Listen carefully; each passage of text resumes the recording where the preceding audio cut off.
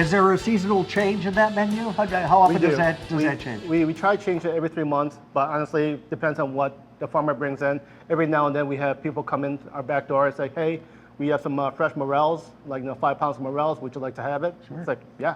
So it just really depends on what comes in. We print out all of our menus daily, so we can change it on the fly. Who brings in ingredients? Where do you source your stuff? We source from a lot of different areas. So right now, the West Allis Farmers Market during the summertime, they're open Tuesdays, Thursdays, Saturdays. So we go to the market quite a bit. That market's open 3 days a week? I believe so, yeah. Oh, yeah. wow. So they're open 3 days a week. We have farmers like Jerry's Produce that comes in on a weekly basis. Yeah. Happy Farm comes in, Lot Bottle.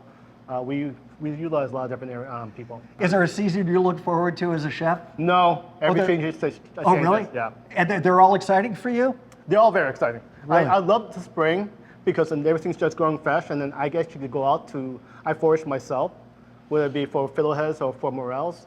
I like to forage and go out in the woods and just being outside. Where do you go to forage?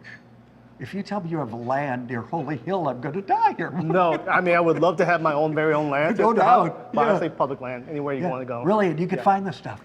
People probably step on edible items all the time and not realize it. Yeah. Yeah. It's a lost art to going outside and looking at the ground and seeing what we can eat, what's edible, what's not. And there's a lot out there that we don't realize. We're a different restaurant. We're doing a lot of vegetables, a lot of farm-to-table type items.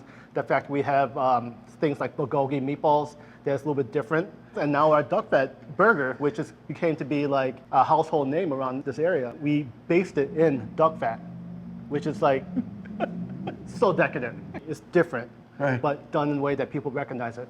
And probably in a way they've never had it before, Correct. Right? Yeah. And they'll be back for it. You better leave it on the menu, mister. We have it on the menu, it's not gonna go anywhere. So I was told that you need to go cut some herbs. I do actually need Can to I go follow cut some. you? I suppose I will allow it. She's so Come nice. on with me, honey. This is convenient.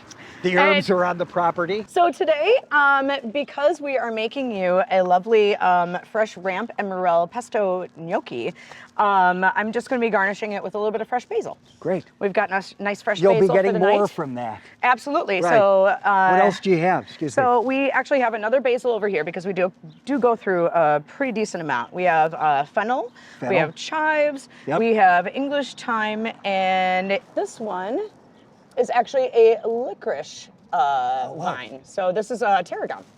Oh, we should have some moonshine.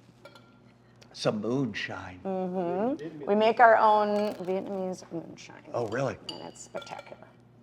There's a core root elements to it that has like ginseng. There's like celery root. There's cloves. There's star anise.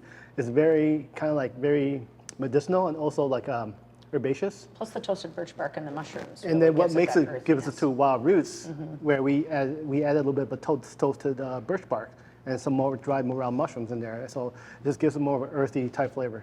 Our Wisconsin nature is just, it gives us so much, and all you have to do is go out there and look. Those who have ramps have no idea how this works. Do you know what I mean? True. Like a lot of people are like, I have some ramps, and look at the mushrooms I have. And now, so it's for us to be able to come to Beecher Street and to sit down at Wild Roots and realize what makes all of that stuff that we do have access to, but you're the ones who put it together. Well, we're here and we'd love to serve everyone in the area, and I'm very happy that you came by.